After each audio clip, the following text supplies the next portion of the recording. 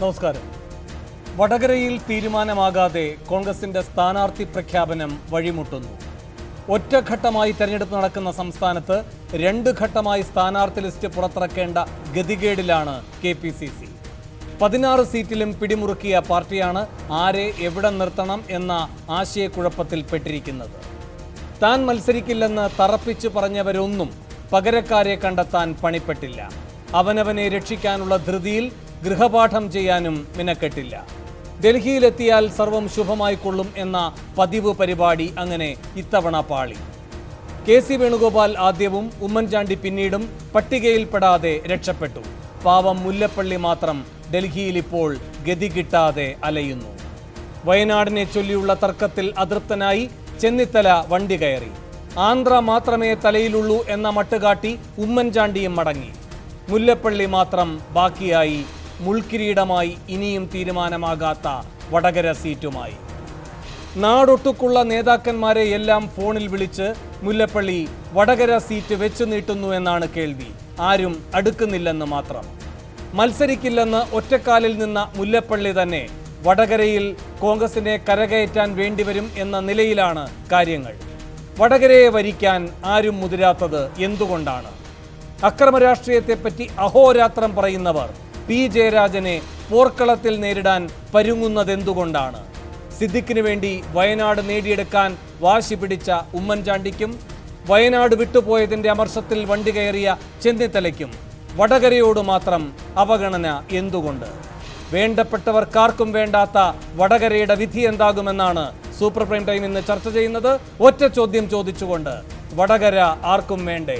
ഈ വിഷയത്തിൽ പ്രതികരിക്കാൻ കോൺഗ്രസ് നേതാവ് ജ്യോതികുമാർ ചാമക്കാല, CPM നേതാവ് NN കൃഷ്ണദാസ്, രാഷ്ട്രീയ നിരീക്ഷകൻ റോയ് മാത്യു എന്നിവർ സൂപ്പർ പ്രൈം ടൈമിൽ പങ്കുചേരുന്നു.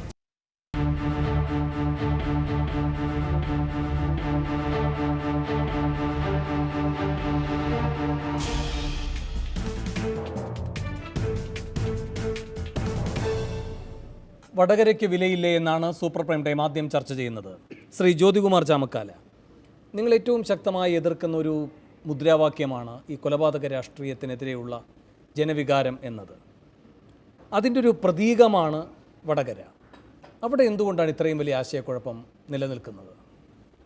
ശ്രീ വേണു, അതിലേക്ക് കിടക്കുന്നതിന് മുമ്പ് നിങ്ങൾ ആദ്യം പറഞ്ഞുകൊണ്ടിരുന്നത് ഞങ്ങൾ സ്ഥാനാർത്ഥികളെ പ്രഖ്യാപിക്കുന്നില്ല, താമസിച്ചു പോകുന്നു എന്നാണ്.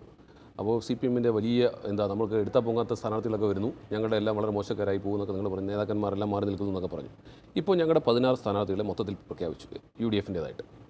ഈ 4 സ്ഥാനാർത്ഥികൾ അവശേഷിക്കുന്നു. ഈ 16 സ്ഥാനാർത്ഥികളിൽ ആരെയെങ്കിലും ഒരാളെക്കുറിച്ചെങ്കിലും ആരെങ്കിലും മോശം പറയുന്നുണ്ട്? ഏറ്റവും നല്ല സ്ഥാനാർത്ഥികളാണല്ലോ വന്നിരിക്കുന്നത്. ഏറ്റവും നല്ല സ്ഥാനാർത്ഥികൾ ദ വെരി ബെസ്റ്റ് ആണല്ലോ വന്നിരിക്കുന്നത്. ഒരാളെ സംബന്ധിച്ചും ആർക്കും ഒരു അഭിപ്രായ വ്യത്യാസവുമില്ല. ഏറ്റവും അവസാനം ഇനി മുൻകാലങ്ങളിലൊക്കെ ഞങ്ങളുടെ സ്ഥാനാർത്ഥി നിർണ്ണയം വരുമ്പോൾ ഇത്തരത്തിൽ നിരവധി പ്രശ്നങ്ങൾ ഉണ്ടാകാറുണ്ട്. സ്ഥാനാർത്ഥി നിർണ്ണയം നീണ്ടുപോകാറുണ്ട്. നോമിനേഷൻ കൊടുക്കുന്ന ദിവസം പോലും സ്ഥാനാർത്ഥികളുടെ പട്ടിക പുറത്തു വരാറുണ്ട്. അതൊക്കെ ഉണ്ട്. ഇതിപ്പോൾ വളരെ മുൻകൂട്ടി ചെയ്തിരിക്കുന്നു. കമ്പാരിറ്റീവ്ലി വളരെ നേരത്തെയാണ്. കഴിഞ്ഞ പ്രാവശ്യം തന്നെ ഞാൻ നേരത്തെ പറഞ്ഞു, കഴിഞ്ഞ പ്രാവശ്യം തെരഞ്ഞെടുപ്പ് നടന്നത് 2014 ഏപ്രിൽ 10-ാം തീയതിയാണ്. അന്ന് ഞങ്ങളുടെ സ്ഥാനാർത്ഥികളെ പ്രഖ്യാപിച്ചത് മാർച്ച് 12-ാം തീയതിയാണ്.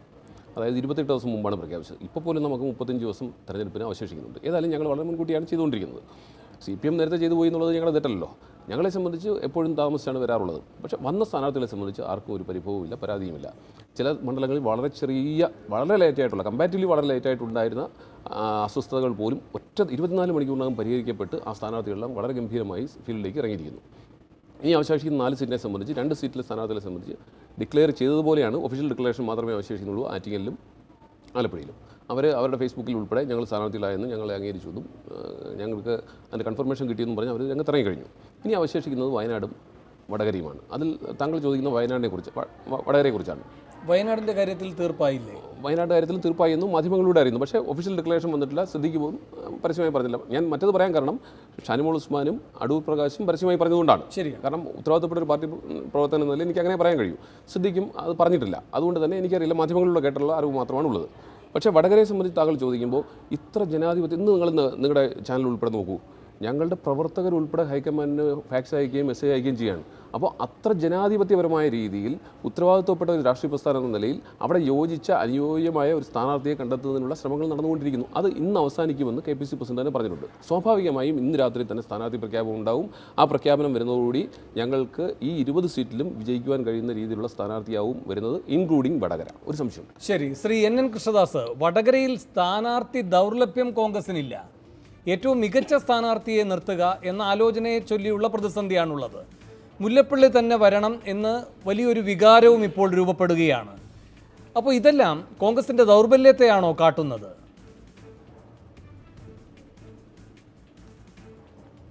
അതൊക്കെ സ്ഥാനാർത്ഥി ആരാവണം എന്നൊക്കെ തീരുമാനിക്കുന്നത് കോൺഗ്രസ് പാർട്ടിയുടെ വളരെ ആഭ്യന്തരമായിട്ടുള്ള സ്വന്തം കാര്യമാണ്. ഞങ്ങളതിലൊന്നും അഭിപ്രായം പറയേണ്ട കാര്യമില്ല.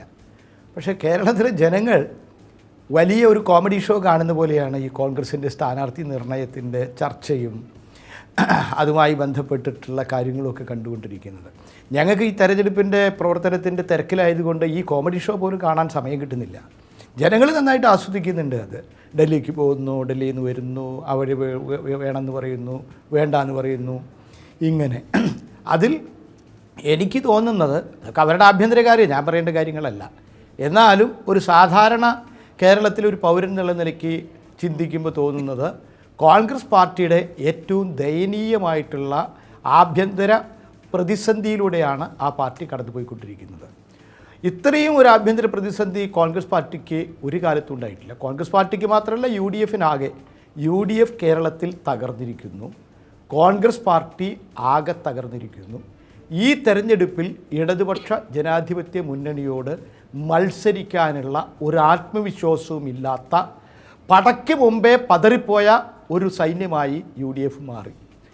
എതിരാളിയോട് മത്സരിക്കാനുള്ള ഒരു ആത്മധൈര്യം വേണ്ടേ? ആത്മധൈര്യം നഷ്ടപ്പെട്ടിരിക്കുന്നു. അപ്പം അതുകൊണ്ട് ഞാൻ പറയുന്നത്, കുരുക്ഷേത്ര യുദ്ധം ആരംഭിക്കുന്നതിന് മുമ്പ് തൊട്ടടുത്തെല്ലാം രണ്ട് ഭാഗത്തും ആളുകൾ അണിനിരന്നു. ആകെ ഒരു ശംഖുലി മാത്രമേ മുഴങ്ങാനുള്ളൂ. ആ സമയത്തായിരുന്നു ധർമ്മപുത്രര് കൗരവര പക്ഷത്തേക്ക് ഒറ്റയ്ക്ക് നടന്നു പോയത്. അപ്പോൾ പാണ്ഡവരെല്ലാവരും വിളിച്ചു പറയേ, ചേട്ടാ പോരുത്, അവർ അസ്ത്രമായിരിക്കും, കൊല്ലും എന്നൊക്കെ പറഞ്ഞു. അവിടെ ചെന്ന് ധർമ്മപുത്രർ ഒറ്റ ചോദ്യം ചോദിച്ചു. ഞാൻ അവസാനമായിട്ട് പറയുകയാണ്, നിങ്ങളെല്ലാവരും മരിക്കാൻ പോവുകയാണ്. അപ്പോൾ മരിക്കുമ്പോൾ നിങ്ങൾക്ക് ഉദകക്രിയ ചെയ്യാൻ, ശേഷക്രിയ ചെയ്യാൻ ആരെങ്കിലും ഒരാൾ ബാക്കി വേണമെങ്കിൽ ഇപ്പുറത്തേക്ക് വന്നോളൂ എന്ന് പറഞ്ഞു. അങ്ങനെ തകർന്ന് പോവുകയാണ് UDF ആകെ. കേരളത്തിൽ തകർന്ന് നിലംപരിശായിപ്പോയി.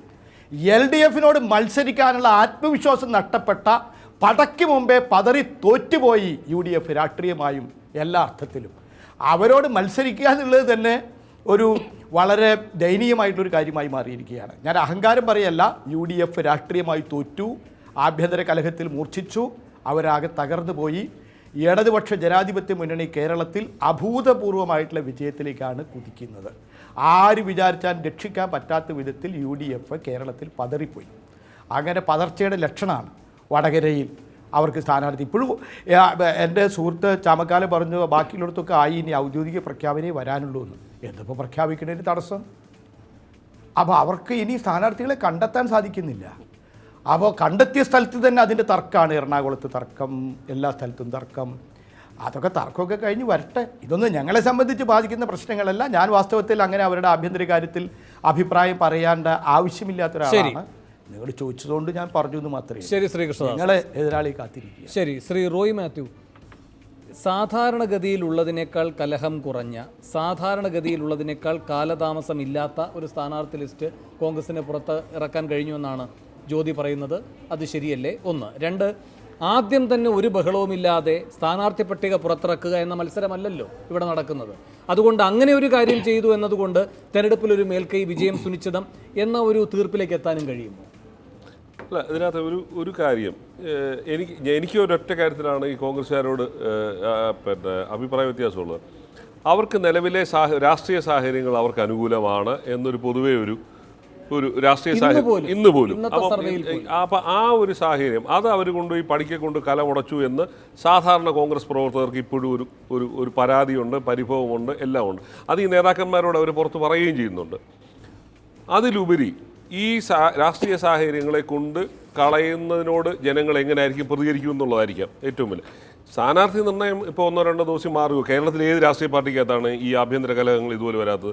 PS അച്യുതാനന്ദൻ്റെ വന്നത് 2006 നമ്മൾ കണ്ടത്. കമ്മ്യൂണിസ്റ്റ് പാർട്ടി, മാർക്സിസ്റ്റ് പാർട്ടി പോലും ഇത്രയും വലിയ ഏകശില സ്വഭാവമുള്ളൊരു പാർട്ടിക്കകത്ത് അന്ന് നമ്മൾ കണ്ട് കേരളം ഞെട്ടിയതാണ്. അപ്പോൾ അതിലൊന്നും പ്രശ്നമൊന്നുമില്ല. പക്ഷേ ഇതിനകത്ത് ഒരു അവസ്ഥ കണ്ട് വളരെ 1-2 കാര്യങ്ങളിലാണ് കേരളത്തിലെ ജനങ്ങൾ സംശയം നിൽക്കുന്നത്. അതായത് ഇതേപോലെ അനുകൂല സാഹചര്യം വരുന്നു, കേരളത്തിലെ പ്രമുഖരായ കോൺഗ്രസ് നേതാക്കന്മാർ അവർക്ക് ജയിക്കാൻ സാധ്യതയുണ്ടെന്ന് പറയുന്നത്, പ്രമുഖരായ കോൺഗ്രസ് നേതാക്കന്മാർ എന്തുകൊണ്ട് മത്സര രംഗത്തു നിന്ന് മാറി നിൽക്കാൻ ശ്രമിച്ചു, അല്ലെങ്കിൽ ഓടിപ്പോകാൻ ശ്രമിച്ചു?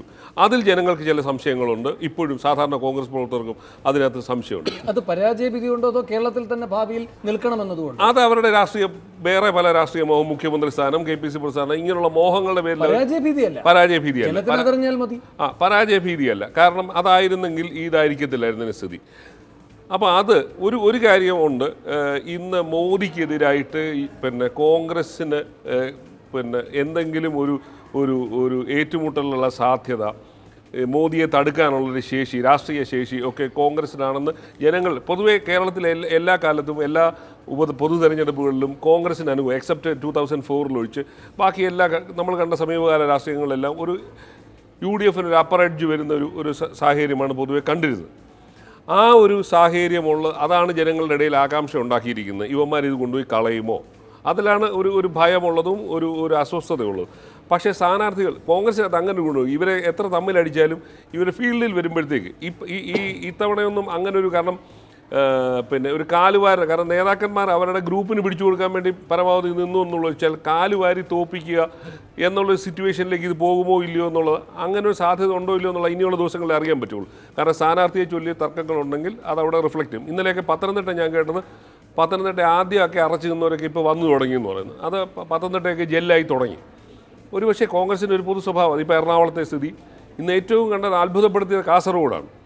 ഉണ്ണിത്താൻ്റെ ഒരു വരവ്, ആ വരവ് ഉണ്ടാക്കിയ ഒരു ഇംപ്രഷൻ, ഉണ്ണിത്താനെ സ്വീകരിച്ചുകൊണ്ട് 10,000 പേര് റെയിൽവേ സ്റ്റേഷനിൽ നിന്ന് പോകുന്നു. ഉണ്ണിത്താൻ ആ റെയിൽവേ സ്റ്റേഷനകത്ത് പുറത്ത് കിടക്കാൻ തന്നെ 2.5-3 മണിക്കൂർ എടുക്കുന്നു. അങ്ങനെ അത് കോൺഗ്രസ്സുകാർ ഏറ്റെടുക്കുന്ന ഒരു സിറ്റുവേഷനിലേക്ക് ഇത്. അപ്പോൾ ഇനിയുള്ള ദിവസങ്ങളിൽ ഇനിയാണ് നമ്മൾ വളരെ ജാഗ്രതയോടുകൂടി സാധാരണ കോൺഗ്രസ് പ്രവർത്തകർ നോക്കിയിരിക്കുന്നത്. ഇത് പരസ്പരം കാലുവാരി തോപ്പിക്കുമോ ഇല്ലയോ, അല്ലെങ്കിൽ റിസോഴ്സസ് കൊടുക്കാതെ ഇവരെ ബുദ്ധിമുട്ടിക്കുമോ, അതൊക്കെയാണ്. അപ്പം ആ സാഹചര്യം മാറും. കാരണം ഇനി അങ്ങനെ അതാണ് സ്ഥിതിയെങ്കിൽ ഇവരെ പൊതുജനവും ഇവിടുത്തെ കോൺഗ്രസ് പ്രവർത്തകർ മടൽ വെട്ടി അടിക്കും. ഇപ്പോൾ പോലും രാഷ്ട്രീയ കാലാവസ്ഥ ഇവർക്ക് അനുകൂലമാണ്. ഇന്ന് വന്ന ടൈംസ് നൗവിൻ്റെ സർവേക്കകത്തും 16 സീറ്റ് കിട്ടുമെന്ന് പറയുന്നു. അത് ഞാൻ എൻ്റെ ടൈംസ് നൗവിലെ എൻ്റെ ഒരു സുഹൃത്ത് പറഞ്ഞത് ഈ പോസ്റ്റ് ബാലാക്കോട്ടിന് ശേഷമുള്ള അപ് ടു March 8 വരെയുള്ള ഫിഗേഴ്സാണ് അവരെടുത്തിരിക്കുന്നത്.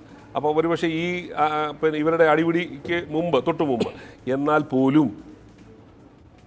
പോലും ഈ കോൺഗ്രസിന് ഒരു എഡ്ജ് ഉണ്ടെന്നുള്ളതാണ് പൊതു ഫീലിംഗ് സർവേകൾ.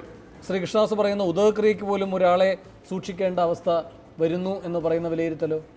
അല്ല, അത് അദ്ദേഹത്തിൻ്റെ അഭിപ്രായം. പക്ഷേ ആ സ്ഥിതി അല്ല ഇന്ന് കേരളത്തിൽ. ആ അവസ്ഥയ്ക്ക് മാറ്റമുണ്ട്. കാരണം അത് ഒരു ഫാക്ടറുണ്ട്. കോൺഗ്രസിനെ ആണ് ജനങ്ങൾ പ്രിഫർ ചെയ്യുന്നു എന്നുള്ളൊരു സിറ്റുവേഷൻ. അതായത് BJPയെ നേരിടാൻ. ഇവിടെ മാത്രമല്ലല്ലോ ഇന്ത്യയിൽ കോൺഗ്രസിനെ BJPയെ എതിരിടാൻ ശേഷിയുള്ളത് കോൺഗ്രസിനാണെന്നൊരു പൊതു ഫീലിംഗ് ജനങ്ങളുടെ ഇടയിലുണ്ട്. അത് സൗത്ത് ഇന്ത്യ മുഴുവൻ റിഫ്ലക്ട് ചെയ്തതായിട്ടാണ് ടൈംസ് നൗ സർവേ പറയുന്നത്. ആ യാഥാർത്ഥ്യം നമ്മൾ കാണാതെ പോയിട്ട് കാര്യമില്ല. അവരെ കോൺഗ്രസിനെ റീപ്ലേസ് ചെയ്യാൻ തൽക്കാലം ഇപ്പോൾ ആരുമില്ല എന്നുള്ള സിറ്റുവേഷനാണ് പൊളിറ്റിക്കലി. ശരി, ശ്രീ ജ്യോതികുമാർ ചാമക്കാല, ഇപ്പോൾ എല്ലാം ഭംഗിയാണ്, പ്രശ്നങ്ങളൊന്നുമില്ല. കഴിഞ്ഞ തവണത്തെ കണക്കൊക്കെ അങ്ങ് നിരത്തുകയുമുണ്ടായി. അന്ന് 25 ദിവസം, ഇപ്പോൾ 35 ദിവസം എന്നൊക്കെ. പക്ഷേ VM സുധീരനെ പോലൊരു വ്യക്തി എന്ന് പ്രതികരിച്ചിട്ടുണ്ട്. VM സുധീരൻ പറഞ്ഞ് ജനങ്ങളിൽ മടുപ്പുളവാക്കുന്ന തരത്തിൽ ഇത് നീണ്ടുപോകുന്നു, ജനങ്ങളുടെ പ്രതീക്ഷയ്ക്ക് തുയരേണ്ടതുണ്ട്. അത് ഏതെങ്കിലും തരത്തിൽ നല്ല സ്ഥാനാർത്ഥിയെ കണ്ടെത്താനുള്ള മെറിറ്റോറിയസ് ആയ ഒരു അന്വേഷണത്തിൻ്റെ ഭാഗമായി ഉണ്ടാകുന്ന കാലവിളംബമല്ല. സുധീരൻ പറഞ്ഞ കാര്യങ്ങളെന്ന് പറയുന്നത് ഗ്രൂപ്പ് താല്പര്യം, അതിൻ്റെ പേരിലുള്ള വിലപേശൽ, അതിൻ്റെ പേരിലുള്ള വടംവലി, ഈ 3 ഘടകങ്ങൾ കൊണ്ട് ഇത് പ്രയാസപ്പെടുന്നു എന്ന് പറയുമ്പോൾ നേതാക്കന്മാരെ തന്നെയാണ് അദ്ദേഹം ഈ സാഹചര്യം സൃഷ്ടിക്കുന്നതിൻ്റെ കാരണക്കാരായി പറയുന്നത്. ശ്രീ VM സുധീരൻ അദ്ദേഹം ഇന്ന് 2ാമത്തെ പ്രാവശ്യമാണ് ഇത് പറയുന്നത്.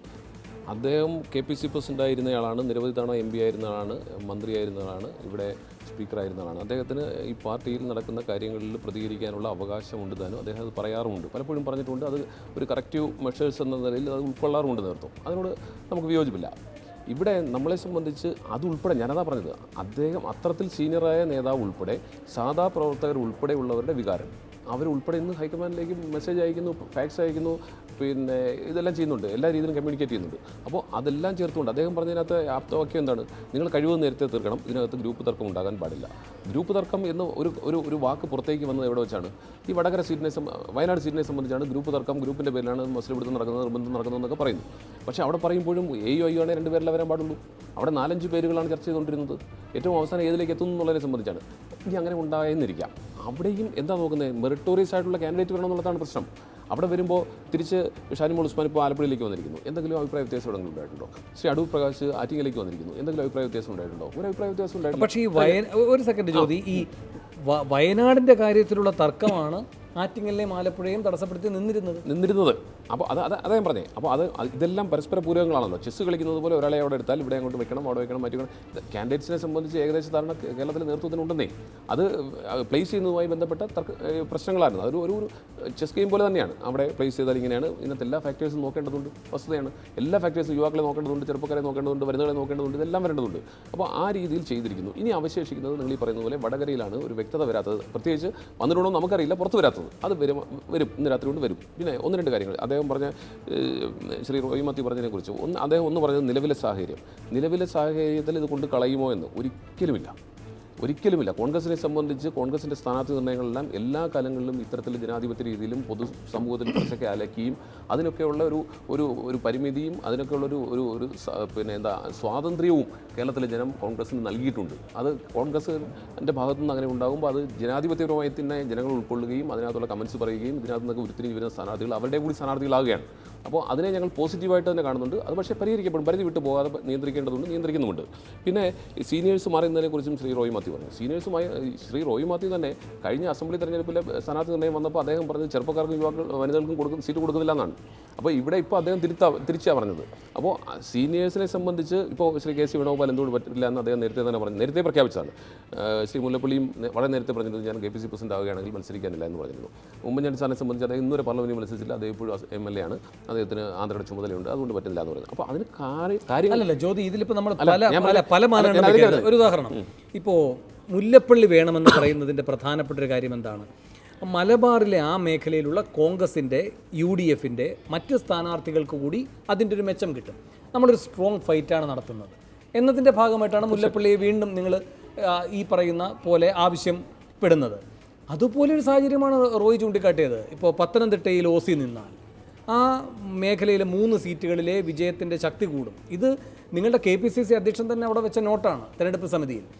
അപ്പോൾ അവിടെ നിന്ന് മാറി നിൽക്കുന്നത് വിജയസാധ്യത ഉള്ളതുകൊണ്ട് ആണ്.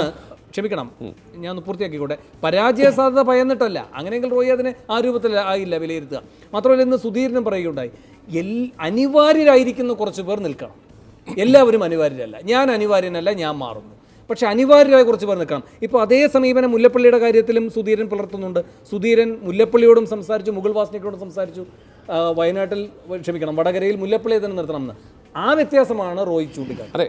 അതെ, അവർ നിന്നാൽ തോൽക്കുമെന്നുള്ളത് കൊണ്ടല്ല അവർ മാറി നിൽക്കുന്നതെന്ന് അദ്ദേഹം പറഞ്ഞു, 100% ശരിയാണ്. പക്ഷേ അവിടെ എന്തുകൊണ്ട് അവർ മാറി നിൽക്കുന്നതിനെ സംബന്ധിച്ച് അവർ കൺവിൻസിംഗ് ആയിട്ടുള്ളൊരു റീസൺ പറഞ്ഞിട്ടുണ്ടെന്നേ, അത് ഉൾക്കൊള്ളണ്ടേ. ഇപ്പോൾ ഞാൻ ജയിക്കുന്ന സീറ്റാണ്, ഞാൻ നിന്നാൽ ജയിക്കും. മുല്ലപ്പള്ളി കൺവിൻസിംഗ് ആയിട്ട് കാരണം പറഞ്ഞിട്ടുണ്ട്. അതാ ഞാൻ പറഞ്ഞത്, അദ്ദേഹം കൺവിൻസിംഗ് ആയ കാരണം പറഞ്ഞിട്ടുണ്ട്. പക്ഷേ അതിനപ്പുറത്തേക്ക് പാർട്ടി താല്പര്യങ്ങൾ വരുമ്പോൾ അത് ഹൈക്കമാൻഡ് ഇടപെട്ടാണ് പരിഹരിക്കപ്പെടേണ്ടത്. ഞാൻ അതേക്കുറിച്ച് നമ്മൾ എത്ര ഡിബേറ്റ് ചെയ്താലും അത് അങ്ങനെയാണ് പറയാൻ കഴിയുക. കാരണം ആ സ്ഥാനാർത്ഥികളെ സംബന്ധിച്ച് ഇപ്പോൾ പിന്നെ മുല്ലപ്പള്ളി ഇതിലെ പ്രശ്നം അല്ല. അങ്ങനെയെങ്കിൽ കൺവിൻസിംഗ് ആയ എന്ത് കാര്യമാണ് ഉമ്മൻചാണ്ടിയുമായി ബന്ധപ്പെട്ട് പറയാനുണ്ടായിരുന്നത്? ഉമ്മൻചാണ്ടിയുടെ പ്രവർത്തന കേന്ദ്രം കേരളമാണ് എന്ന് രമേശ് ചെന്നിത്തല പറയുന്നത് അങ്ങേറ്റം ഉമ്മൻചാണ്ടിയെ സംബന്ധിച്ച് ആത്മനിഷ്ഠമായൊരു നിലപാടാണ്. അങ്ങനെയല്ല. ശ്രീ ഉമ്മൻചാണ്ടി സാറിനെ സംബന്ധിച്ച് പാർലമെന്റിലേക്ക് മത്സരിക്കാൻ കഴിയാത്തത് അദ്ദേഹം ഇപ്പോൾ ഞാൻ പറയുന്നത്, ഇവർ ശ്രീ കെ സി വേണുഗോപാൽ മാറി നിൽക്കാമെന്ന് പറഞ്ഞു. എന്തുകൊണ്ടാണ് മാറി നിൽക്കാമെന്ന് പറഞ്ഞത്? അദ്ദേഹം ജയിക്കും. ശ്രീ ഉമ്മൻചാണ്ടി സാർ മത്സരിച്ചാലും ജയിക്കും, അടുത്ത മണ്ഡലത്തിലും ജയിക്കാൻ കഴിയും. മുല്ലപ്പള്ളി സാർ മത്സരിച്ചാലും ജയിക്കും. പക്ഷേ ഇവർക്ക് ഈ തെരഞ്ഞെടുക്കപ്പെടുന്ന ജനങ്ങളോട് നീതി പുലർത്താൻ കഴിയുമോ എന്ന ആശങ്കപ്പുറത്താണ് അവർ കഴിയില്ല എന്ന് പറഞ്ഞത്. ഞങ്ങൾ മത്സരിക്കാത്തത് കൊണ്ടാണ്, ഞങ്ങൾ ജയിച്ചു പോകും, പക്ഷേ ഞങ്ങൾക്ക് ആ മണ്ഡലത്തോട് MP എന്ന നിലയിൽ ഞങ്ങൾക്ക് പ്രതിബദ്ധത പുലർത്താൻ കഴിയുമോ എന്ന ആശങ്ക കൊണ്ടാണെന്ന് അവർ വ്യക്തമായി പറഞ്ഞിട്ടുണ്ട്. ഞങ്ങൾക്ക് വേറെ ഉത്തരവാദിത്തങ്ങളുണ്ടെന്ന് പറഞ്ഞിട്ടുണ്ട്. അതാണ് അതിൻ്റെ അടിസ്ഥാനപരമായ കാരണം. എൻ്റെ സമയം പോകുന്നതിന് മുമ്പ് എനിക്ക് MP ആയി പ്രവർത്തിക്കണമെങ്കിൽ MP ആയി കഴിഞ്ഞാൽ പിന്നെ ആ ജനതയോട് തന്നെയാണ് പ്രവർത്തിക്കേണ്ടത്. അവർ പറയുന്നത് അതിന് മുമ്പുള്ള പ്രചാരണ പരിപാടികളിൽ അവർക്ക് ആ ഒറ്റ മണ്ഡലത്തിൽ കുരുങ്ങി നിൽക്കേണ്ട സാഹചര്യം എല്ലാവരും അത് ഒഴിവാക്കേണ്ടതാണ്. പ്രചാരണ പരിപാടികളിൽ മാത്രമല്ല, പല പല വിഷയങ്ങളുണ്ട്. ഇപ്പോൾ കെ സി വേണുഗോപാലിനെ സംബന്ധിച്ച്, അദ്ദേഹത്തെ സംബന്ധിച്ച് ഈ തെരഞ്ഞെടുപ്പുമായി ബന്ധപ്പെട്ട് ഒരു നിമിഷം പോലും ഡൽഹിയിൽ നിന്ന് മാറി നിൽക്കുക സാധ്യമല്ല. അതുകൊണ്ട് തന്നെയാണ് അദ്ദേഹം ആദ്യമേ അത് പറഞ്ഞത്. ശ്രീ കെ പി സി പ്രസിഡന്റിനെ സംബന്ധിച്ച് അദ്ദേഹത്തിന് കെ പി സി സിയുടെ അധ്യക്ഷനാണ്. എന്തുകൊണ്ടാണ് സി പി എമ്മിൻ്റെ സംസ്ഥാന സെക്രട്ടറി മത്സരിക്കാത്തത്? എന്തുകൊണ്ടാണ് ബി ജെ പിയുടെ സംസ്ഥാന സെക്രട്ടറി? ബി ജെ പിയുടെ പിന്നെ സ്ഥാനാർത്ഥി നിർണ്ണയം കഴിഞ്ഞാൽ അവിടെ ഇലക്ഷൻ കഴിഞ്ഞു. സ്ഥാനാർത്ഥി നിർണ്ണയിച്ചവർക്ക് അങ്ങ് പോവാം. ഞാൻ അവരുടെ ആളില്ലാത്തതുകൊണ്ട് ഞാൻ കൂടുതൽ പറയുന്നില്ല. സ്ഥാനാർത്ഥി നിർണ്ണയം വരെ ഉള്ളവരുടെ ഇലക്ഷനിലെ റിലവൻസ് അത് കഴിഞ്ഞാൽ അവർ പോയി പാർലമെന്റിനെ സംബന്ധിച്ച്. അപ്പോൾ ആയിക്കോട്ടെ, ഏതായാലും ഞാൻ പറഞ്ഞു വന്നത്, അപ്പോൾ പാർട്ടി എന്താ കാനൻ രാജേന്ദ്രൻ തിരുവനന്തപുരത്ത് മത്സരിക്കണമെന്ന് പാനലിൽ വന്നിട്ട് മത്സരിക്കാത്തത് എന്തുകൊണ്ടാണ്? അവർക്കൊക്കെ ഉത്തരവാദിത്തങ്ങളുണ്ടെന്നേ. ഒരു പാർട്ടിയുടെ പ്രസിഡന്റ് എന്ന് പറഞ്ഞാൽ അതിൻ്റെതായ ഉത്തരവാദിത്തങ്ങൾ, പ്രത്യേകിച്ച് പാർലമെന്റ് തെരഞ്ഞെടുപ്പ് പോലെ നിർണായകമായ തെരഞ്ഞെടുപ്പ് വരുമ്പോൾ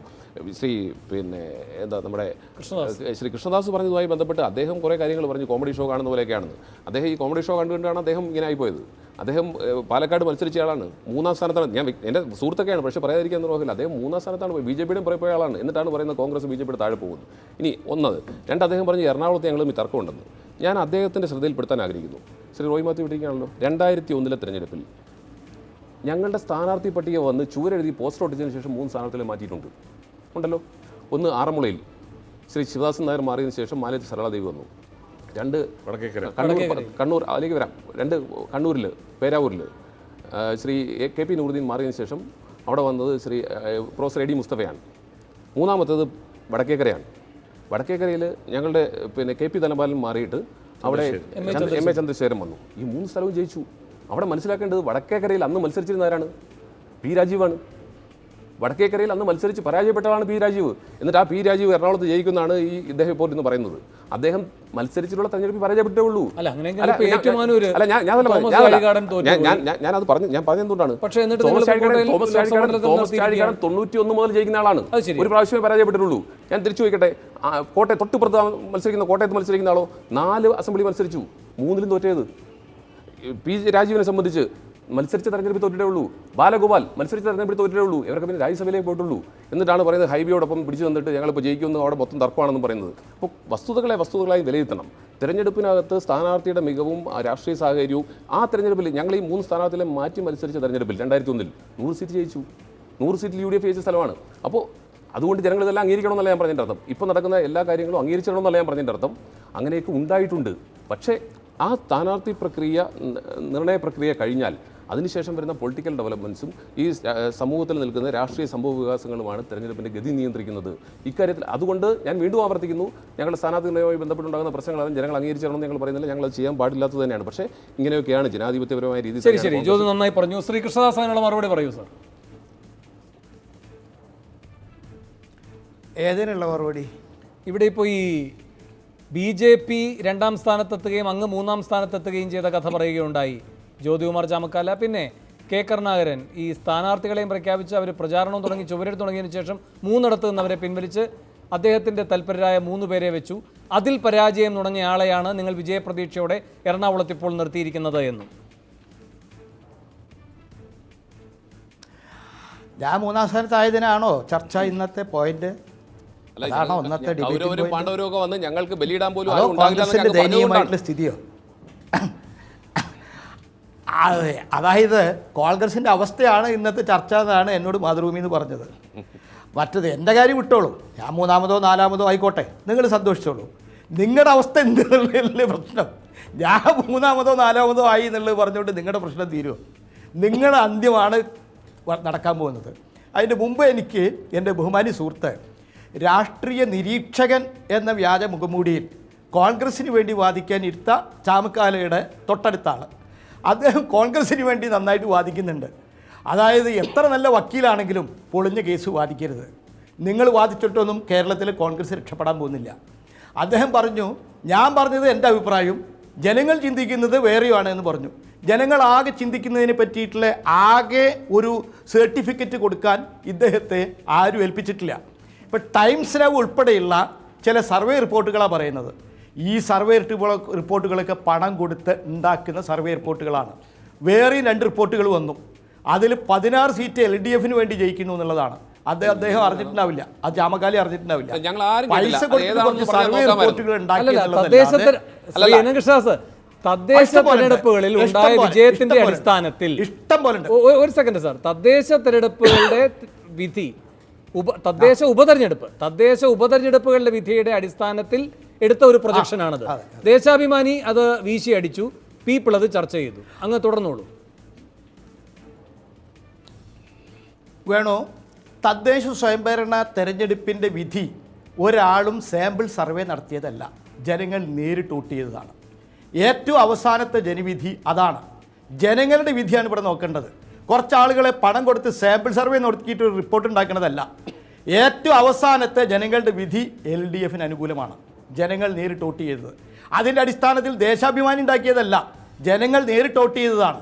നിങ്ങളൊക്കെ എത്ര വാദിച്ചാലും UDF ഇവിടെ തോൽക്കും. UDF പടയ്ക്ക് മുമ്പേ, യുദ്ധത്തിന് മുമ്പ് പതറിപ്പോയി, പിരിഞ്ഞുപോയ പടയാണ്. അതുകൊണ്ട് അവരെ രക്ഷിക്കാൻ നിങ്ങൾ ഏത് നിരീക്ഷണം നടത്തിയാലും കോൺഗ്രസിനെ രക്ഷിക്കാൻ സാധ്യമല്ല. കോൺഗ്രസ് തകർച്ചയിലാണ്, UDF തകർച്ചയിലാണ്. ജനങ്ങൾ ഇവർ വിശ്വസിക്കുന്നില്ല. ഇങ്ങനെ തമ്മിൽ തല്ലുന്നവരെ ആർക്കെങ്കിലും വിശ്വസിക്കാൻ പറ്റുമോ? രണ്ടാമത്തെ പോയിന്റ്, കോൺഗ്രസിനെ ജനങ്ങൾ വിജയിപ്പിക്കില്ല എന്നുള്ളതിൻ്റെ തെളിവ് 2 MLA ജയിച്ചാണ് ഗോവയിലെ BJPയുടെ ഭരണം. കർണാടകയിലെ MLA റിസോർട്ടിലാണ് താമസം. ഒരു ഭരണയുടെ ഉള്ളിൽ അടച്ചു വെച്ചിട്ട് അടപ്പ് തുറന്നാൽ അപ്പം ചാടി പുറത്തേക്ക്. ഇങ്ങനെയുള്ള ആളുകളെ പരീക്ഷണത്തിന് നോക്കുവോ? കേരളത്തിലെ ജനങ്ങൾ ഒറ്റക്കെട്ടായി ചിന്തിക്കുന്നത് മോഡിയുടെ ഭരണം കേന്ദ്രത്തിൽ നിന്ന് പോകണം. അങ്ങനെ അടച്ചു വെക്കാൻ ആരുമില്ലല്ലോ, അടയ്ക്കാതെ തന്നെ ബംഗാളിൽ നിന്ന് പോയി. നിങ്ങൾക്ക് ധാരാളം ഉണ്ടല്ലോ, നിങ്ങൾക്ക് ധാരാളം.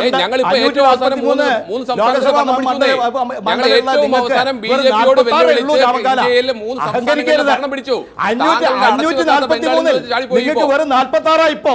അഹങ്കരിക്കരുത്. 420 സീറ്റ് ഉണ്ടായിരുന്നു രാജീവ് ഗാന്ധിയുടെ ഭരണത്തിൽ, 46ലേക്ക് എത്തി. 46ലേക്ക്. അതാണ് നിങ്ങൾ സ്ഥിതി എന്നുള്ളത് നിങ്ങൾ മനസ്സിലാക്കി. നിങ്ങൾ വെറുതെ അഹങ്കരിക്കല്ലേ? അല്ലല്ല, ഞങ്ങൾക്ക് ഒരു അഹങ്കാരമില്ല. എന്തായാലും കേരളത്തിൽ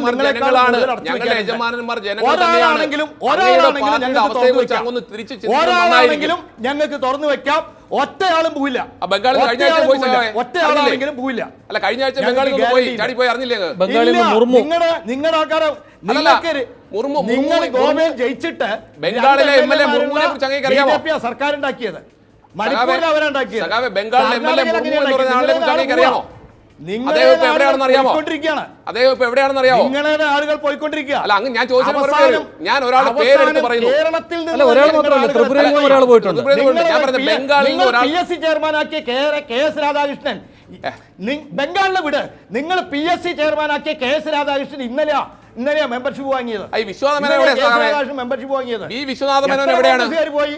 പഴയ നിങ്ങളുടെ കേന്ദ്രമന്ത്രി ഇപ്പൊ എവിടുന്നാ വന്നേ? എല്ലാ വിശ്വനാഥ മേനോൻ BJP ചേർന്നിട്ടില്ല.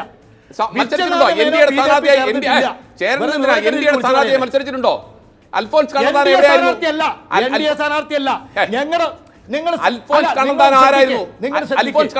ഒരിക്കലും കണ്ണന്താനം കമ്മ്യൂണിസ്റ്റ് ആയിട്ടില്ല. ഞങ്ങൾ പിന്തുണച്ചോ ഒരു സ്വതന്ത്രൻ. ആരെ സഹായിച്ചു സ്വതന്ത്രൻ? ആരുടെ സ്വതന്ത്രൻ? വിശ്വനാഥ മേനോനും ഈ പറയുന്ന മന്ത്രിയും നിങ്ങളുടെ ആളല്ലെന്ന് നിങ്ങൾ പറയാൻ നാണമില്ലേ? വിശ്വനാഥ മേനോന്റെ സ്ഥിതി കേൾക്ക. വിശ്വനാഥ മേനോന്റെ സ്ഥിതി എന്താന്നുള്ളത് നിങ്ങൾ നോക്ക്. എറണാകുളക്കാരോട് ചോദിക്കേ. ഞങ്ങളുടെ പാർട്ടിയിൽ നിന്ന് തെറ്റിപ്പിരിഞ്ഞു പോയി. അദ്ദേഹം ലോക്സഭയിലേക്ക് മത്സരിച്ചു. BJP അദ്ദേഹത്തിന് NDA അല്ല, BJP അദ്ദേഹത്തെ പിന്തുണച്ചു. NDP അദ്ദേഹത്തെ പിന്തുണച്ചു. നിങ്ങൾ അതുപോലെയല്ല. നിങ്ങളുടെ നേതാക്കന്മാർ മുഴുവൻ കോൺഗ്രസ് മുഴുവൻ BJP ആയി. 126 MPമാർ BJP. ത്രിപുര നിങ്ങളുടെ വോട്ടാ പോയത്, ഞങ്ങളുടെ അല്ല. ത്രിപുരയിൽ നിങ്ങളുടെ കോൺഗ്രസ് കണക്ക് വയ്ക്കാം. നിങ്ങൾക്ക് ഉണ്ടായിരുന്ന 40% പോയി. BJP ആയി. ത്രിപുര ബംഗാൾ ഒക്കെ കോൺഗ്രസ് ആയിരുന്നു. അങ്ങയുടെ നേതാക്കന്മാരെല്ലാം കോൺഗ്രസ് ആയിരുന്നു. അങ്ങനെയാണ് നിങ്ങൾ കോൺഗ്രസ് BJP ആവണേലും നിങ്ങൾക്ക് ദുഃഖമില്ല. അല്ലല്ല, അങ്ങനെയല്ല. അങ്ങ് പറയുന്നത് നിങ്ങളുടെ ചാമക്കാരുടെ വാദം സ്വയം പൊളിയല്ലേ? കോൺഗ്രസ് ഒക്കെ BJP ആവുന്നല്ലേ ഈ പറഞ്ഞതിന്റെ അർത്ഥം? EMS കമ്മ്യൂണിസ്റ്റ് ആയി പഴയ കോൺഗ്രസ് ആയിരുന്നു. അതുപോലെ പഴയ കോൺഗ്രസ്സുകാർ മുഴുവൻ BJP ആവുന്നല്ലേ നിങ്ങൾ വാദിക്കുന്നത്? അല്ല, അതല്ലേ നിങ്ങളുടെ വാദം. ഉത്തരം മുട്ടുമ്പോ കൊഞ്ചം EMS പഴയ കോൺഗ്രസ് ആയിരുന്നു. അദ്ദേഹം കമ്മ്യൂണിസ്റ്റായി. EMS കമ്മ്യൂണിസ്റ്റായി. അതുപോലെ പഴയ എന്തിനാ വെറുതെ വെള്ളം വെക്കുന്നേ? ആധികാരികമായി സംസാരിക്കാൻ തയ്യാറുണ്ടോ? അങ്ങയുടെ വെടിക്കോപ്പില്ല. ഞാൻ സംസാരിക്കുന്നതിന്റെ ഇടയിൽ കയറി സംസാരിക്കും പതിനായി. ശരി, അങ്ങ് എനിക്ക് സംസാരിച്ചോളൂ. ശ്രീ വേണു തന്ന സമയത്തിന്റെ ഇടയിൽ കയറി ശരി, ഞാൻ ശ്രീ പറഞ്ഞുകൊണ്ടിരിക്കുന്നതിന്റെ ഇടയിൽ കയറി നിങ്ങൾ സംസാരിക്കുക, എന്നിട്ട് നിങ്ങൾ ബഹളം ഉണ്ടാക്കുക, എന്നിട്ട് ഞാനാ ബഹളം ഉണ്ടാക്കണമെന്ന് പറയാ. ശ്രീകൃഷ്ണ സംഘ തുടർന്നോളൂ. എനിക്കല്ലേ വേണു എന്നെയല്ലേ സംസാരിക്കാൻ വിളിച്ചത്. അങ്ങ് ഞാൻ സംസാരിച്ചുകൊണ്ടിരിക്കുമ്പോ ക്ഷമയോടുകൂടി കേൾക്കാനുള്ള ക്ഷമയില്ലാതെ നിങ്ങളുടെ ഇടയിൽ കയറി വർത്തമാനം പറയാ, എന്നിട്ട് എന്നെ കുറ്റം പറയാ. സംസാരിക്കുന്നത് അതുകൊണ്ട് കാര്യം please, മാത്രം നിങ്ങളൊന്ന് പ്രസക്തമായി സംസാരിക്കണമെന്ന് ഞാൻ പറഞ്ഞുള്ളൂ. ക്ഷമാപൂർവ്വം കാര്യമാത്ര പ്രസക്തമായിട്ട് നിങ്ങൾ സംസാരിക്കാൻ പഠിക്കൂ, ഒന്ന് ശ്രമിക്കൂ. അത് ജനങ്ങൾ കേൾക്കുന്നുണ്ട്, കേൾക്കട്ടെ. ക്ഷമയോട് കൂടിയിട്ട് അങ്ങ് പറയൂ. ജനങ്ങളല്ല എല്ലാം കേൾക്കും, ജനങ്ങളെല്ലാം കേട്ടുകൊണ്ടിരിക്കുകയല്ലേ. എനിക്കൊരു ചെറിയ കണ്ടുകൊണ്ടിരിക്കുകയല്ലേ. അങ്ങ് തുടർന്നോളൂ. ഒരു ചെറിയ ചോദ്യം. കണ്ടുകൊണ്ടിരിക്കുകയല്ലേ. ഇവിടെ ഇപ്പൊ അങ്ങ് പറയുകയുണ്ടായി കണ്ണന്താനത്തിന്റെ കാര്യത്തിൽ ഒരു സ്വതന്ത്രനാണ് അദ്ദേഹം, അത് അല്ലാതെ CPM-കാരനല്ല എന്ന്. ശരി, അങ്ങനെ ഒരു വ്യക്തിയെ നിങ്ങൾ കണ്ടെത്തി. അങ്ങ് മനസ്സിലാക്കേണ്ട ഈ വിഷയത്തിലൊരു ഗൗരവം, ഇവിടെ BJP-ക്കാർ പോലും MP-മാരായി, രാജ്യസഭ MP-മാരായി, കണ്ണന്താനത്തെ പോലെ തന്നെ. അവർക്ക് ആർക്കും കിട്ടാത്ത പദവിയാണ് നിങ്ങൾ ഈ പാവം സ്വതന്ത്രനെ സംഘടിപ്പിച്ചു കൊടുത്തത്. അതായത് ഒരു തരത്തിൽ സ്വതന്ത്ര അധികാരമുള്ള ചുമതലയുള്ള കേന്ദ്രമന്ത്രി പദമാണ് അദ്ദേഹത്തിനുള്ളത്. അതിവിടെ നിന്ന് പോയ മറ്റ് BJP MP-മാർക്ക് പോലും അവകാശപ്പെടാൻ കഴിയാത്ത ഒന്നാണ്. അപ്പോൾ നിങ്ങൾ ഈ സ്വതന്ത്രൻ എന്ന് പറഞ്ഞ് ചുരുക്കരുത് അതിനെ. ഒരു കേന്ദ്രമന്ത്രിയെ ഞങ്ങൾ സംഭാവന ചെയ്തു, സ്വതന്ത്രനായി ഞങ്ങൾ കണ്ടെത്തി, കേന്ദ്രമന്ത്രിയാക്കി ഞങ്ങൾ ഉയർത്തി, അങ്ങനെയല്ലേ കാണേണ്ടത് അതിനെ? ഞങ്ങൾ എന്ന് നിങ്ങൾ പറയേണ്ടത് എന്നെ കൊണ്ട് പറയിപ്പിക്കാനില്ലേ. നിങ്ങൾ എന്നുള്ളത് പറയൂ. നിങ്ങൾ അദ്ദേഹത്തെ ഉയർത്തിയിട്ടുണ്ടാവും, ഞങ്ങൾക്ക് അതിൽ യാതൊരു പങ്കുമില്ല. ഞങ്ങൾ ഒരിക്കൽ അദ്ദേഹത്തെ സ്വതന്ത്രനായി മത്സരിപ്പിച്ചു, ഞങ്ങൾ ഒഴിവാക്കി. പിന്നെ നിങ്ങളെല്ലാവരും കൂടി അദ്ദേഹത്തെ മഹാനാക്കി, അദ്ദേഹം BJP പോയി ചേർന്നു. അല്ലാതെ ഞങ്ങളുടെ കോൺഗ്രസിന്റെ നേതാക്കൾ BJP എത്ര ആള് പോകും? ഇത് അല്ല, ഒരു സെക്കൻഡ്, ഇത് ചെറുതായി കണ്ടുകൂടാ. കാരണം നാം ഇന്നിപ്പോൾ ഈ ചർച്ച ചെയ്യുന്ന ദിവസം മനോഹർ പരീക്കറിൻ്റെ ഈ മരണശേഷം അദ്ദേഹത്തിൻ്റെ ഈ പറയുന്ന സംസ്കാര ചടങ്ങുകളൊക്കെ പൂർത്തിയാക്കി അടുത്ത പകരക്കാരനെ കണ്ടെത്തിയിരിക്കുന്ന ഒരു രാത്രിയാണ്. മിസ്റ്റർ സാവന്ത് മുഖ്യമന്ത്രിയായി. ശരി, ശ്രീ കൃഷ്ണദാസ്, ഈ പറയുന്ന പരീക്കറിനെ കൊണ്ട് അവിടെ എന്താണ് അവർ പരീക്ഷിച്ചത്? നിശ്ചയമായും അദ്ദേഹം RSS-കാരനാണ്, ഈ കണ്ണന്താനത്തിൻ്റെ രൂപത്തിലുള്ള സ്വതന്ത്രനായിരുന്നില്ല. പക്ഷേ അവിടെ ഭൂരിപക്ഷമായി നിൽക്കുന്ന ക്രിസ്തീയ സമൂഹത്തെ എങ്ങനെ ഒരു വോട്ട് ബാങ്കാക്കി രൂപപ്പെടുത്താൻ കഴിയും എന്നതിൻ്റെ RSS ഉപകരണമായിരുന്നു പരീക്കർ. ഇവിടെ ഇപ്പോൾ RSS-കാരനല്ല എന്ന വ്യത്യാസമേ ഉള്ളൂ. കണ്ണന്താനത്തിന് ഏൽപ്പിച്ചിരിക്കുന്ന ദൗത്യം അത് തന്നെ ആയിരിക്കുകയും അതിൻ്റെ ഒരു സവിശേഷ സാഹചര്യം കേരളത്തിലുണ്ട് എന്നതൊരു വസ്തുതയുമായിരിക്കെ ഒരു സ്വതന്ത്രൻ എന്ന നിലയിലേക്ക് ചുരുക്കി കാണരുത് ഈ നീക്കങ്ങളെ. മറ്റാരെങ്കിലും അദ്ദേഹത്തെ എടുത്തുയർത്തി, നിങ്ങൾ സ്വതന്ത്രനാക്കി മറ്റാരെങ്കിലും എടുത്തുയർത്തി എന്നല്ല വിലയിരുത്തേണ്ടത്. BJP-യുടെ സാമുദായിക ധ്രുവീകരണവുമായി ബന്ധപ്പെട്ട വോട്ട് ബാങ്ക് രാഷ്ട്രീയത്തിന് ഒരു കരുവിനെ സംഭാവന ചെയ്തു എന്ന നിലയിലല്ലേ കാണേണ്ടത്? വേണുവിൻ്റെ ഉദാഹരണം വളരെയധികം പഴിച്ചുപോയി. ഞാൻ സ്നേഹത്തോടു കൂടി പറയാം. പരീക്കർ ഗോവയിലെ ക്രിസ്ത്യൻ കമ്മ്യൂണിറ്റിയെ അണിനിരത്തിയിട്ടല്ല അവിടെ മുഖ്യമന്ത്രിയായത്. അവിടെ കഴിഞ്ഞ നിയമസഭാ തെരഞ്ഞെടുപ്പിൽ കോൺഗ്രസ് ആണ് ജയിച്ചത്. പരീക്കറിനെ ന്യൂനപക്ഷം. ഞാൻ 2000-ലെ കാര്യമാണ് സാർ പറയുന്നത്. 2 MP-മാരെ കോൺഗ്രസ്. ഞാൻ അവസാനത്തെയാണ് പറയുന്നത്. ഞാൻ ഏറ്റവും അവസാനത്തെയാണ് സാർ പറയുന്നത്. നിങ്ങൾ ഇതിനെ 19 കൊല്ലം മുമ്പിലത്തെ പറയുന്നത്. ഏറ്റവും ലേറ്റസ്റ്റ് പറയൂ. അല്ലല്ല, ഞാൻ പറഞ്ഞത് BJP ഒന്നുമല്ലാത്ത ഒരു സമയത്ത്, BJP ഒന്നുമല്ലാത്ത ഒരു സ്ഥലത്ത്. പറഞ്ഞോളൂ. അല്ല പ്ലീസ്, അതായത് കേക്കൂ. ഏറ്റവും സാമ്പിളിന് നല്ലത് ഏറ്റവും ലേറ്റസ്റ്റ് അല്ലേ എൻ്റെ സ്നേഹിതം വേണു? ഏറ്റവും ലേറ്റസ്റ്റാണ് ഞാൻ പറയുന്നത്. അവിടെ 2 MLA-മാരുള്ള പരീക്കർ കോൺഗ്രസ്സുകാരെ മുഴുവൻ വിളിച്ച് ഗവൺമെന്റ് ഉണ്ടാക്കി. നിങ്ങൾ അതല്ലേ ഉദാഹരിക്കേണ്ടത്? അല്ല, ഞാൻ അതിന്റെ ഗൗരവം ചുരുക്കിയിട്ടില്ല. ഞാൻ പറഞ്ഞത് അങ്ങയുടെ കണ്ണന്താനം ഉദാഹരണത്തിലെ പോരായ്മയാണ്. കണ്ണന്താനം ഉദാഹരണം ഒരു ചെറിയ കരുവല്ല നിങ്ങൾ നൽകിയത്, അത്രയും ഞാൻ ഉദ്ദേശിച്ചു. ഞാൻ സൂചിപ്പിക്കുന്നത് വേണുവിന്റെ ഉദാഹരണത്തിൽ ഈ ചാമക്കാലയെ കുഴയ്ക്കുന്നതാണ് ഞാൻ പറഞ്ഞത്. വേണു ഉദാഹരണം പറഞ്ഞ് എൻ്റെ സുഹൃത്ത് ചാമക്കാലയെ കുഴപ്പത്തിലാക്കരുത്. അവിടുത്തെ കോൺഗ്രസ്സുകാരെ MLA-മാരെ വിലയ്ക്ക് വാങ്ങിയിട്ടാണ് BJP ഗവൺമെന്റ് ഉണ്ടാക്കിയത്. അതാണ് ലേറ്റസ്റ്റ്, അതാണ് അവസാനം. അല്ലാതെ കമ്മ്യൂണിസ്റ്റ് പാർട്ടിയെ വിലയ്ക്ക് വാങ്ങിയിട്ട് ഒരു ഗവൺമെന്റ് ആരും ഉണ്ടാക്കിയിട്ടില്ല. നിങ്ങൾ അങ്ങനെ വാസ്തവമല്ലാത്ത കാര്യങ്ങൾ. ഈ ലോകസഭയിലെ 126 നിങ്ങൾ കോൺഗ്രസ്സുകാർ വോട്ട് ചെയ്ത് കൊടുത്തു അവർക്ക്. അല്ല നിങ്ങളുടെ പാർട്ടി ഓഫീസ് നിങ്ങൾ 40% വോട്ട് 2% പിന്നീട് പറഞ്ഞാൽ മതി, ഞാൻ പിന്നീട് പറഞ്ഞോളാം. ഞങ്ങളുടെ പാർട്ടി ഓഫീസൊക്കെ അവിടെ ഉണ്ട്. ഞങ്ങളുടെ പാർട്ടി ഓഫീസ് അവിടെ ഉണ്ട്. ഞങ്ങളുടെ പാർട്ടി ഓഫീസുണ്ട്, ഞങ്ങളുടെ സ്ഥാനാർത്ഥികളുണ്ട്. നിങ്ങൾക്ക് സ്ഥാനാർത്ഥിയില്ല, നിങ്ങൾക്ക് മത്സരിക്കാൻ ആളില്ല. ഞങ്ങളുടെ സ്ഥാനാർത്ഥി അവിടെ സംസാരിച്ചു ഞാൻ ബാക്കി പറയാം. പാർട്ടി ഓഫീസിന്റെ എല്ലാം ഉണ്ട്. തെരഞ്ഞെടുപ്പ് തോറ്റാ ഒളിച്ചു പോണ പാർട്ടിയല്ല ഞങ്ങളുടെ പാർട്ടി. ഞാൻ പറയാം ബാക്കി. പക്ഷെ നിങ്ങളുടെ എല്ലാം പോയി. നിങ്ങളുടെ 40% വോട്ടുണ്ടായിരുന്നു മുഴുവൻ BJPക്ക് കൊടുത്തു. നിങ്ങൾ കോൺഗ്രസിന്റെ 116 കോൺഗ്രസ് MP-മാർ ഇപ്പൊ BJP MP-മാരാ. നിങ്ങളാ BJP ഉണ്ടാക്കിയത്, ഞങ്ങളല്ല. എന്നിട്ട് നമ്മുടെ കയ്യിലേക്ക് എടുത്തത് തീർന്നോ? അതുകൊണ്ട് കേരളത്തിലും നിങ്ങളെ ആരും വിശ്വസിക്കുന്നില്ല. ജയിച്ചു പോയാൽ വഴിയിൽ നിന്ന് പിടിക്കും BJP. അതുകൊണ്ട് നിങ്ങളെ വിശ്വസിക്കുന്നില്ല. കേരളത്തിലെ ജനങ്ങൾ ഒറ്റക്കെട്ടായി ആഗ്രഹിക്കുന്നത് മോഡി പോണം. മോഡി പോണമെങ്കിൽ ഫേം ആൻഡ് സ്ട്രോങ് നിലപാട് ഇടതുപക്ഷമേ ഉള്ളൂ. ജയിപ്പിക്കും. ശരി, എല്ലാവരും സഹകരിക്കണം. എനിക്കൊരു ഇടവേളയിലേക്ക് വേണം. ഇടവേളയ്ക്ക് ശേഷം തിരികെ എത്താം.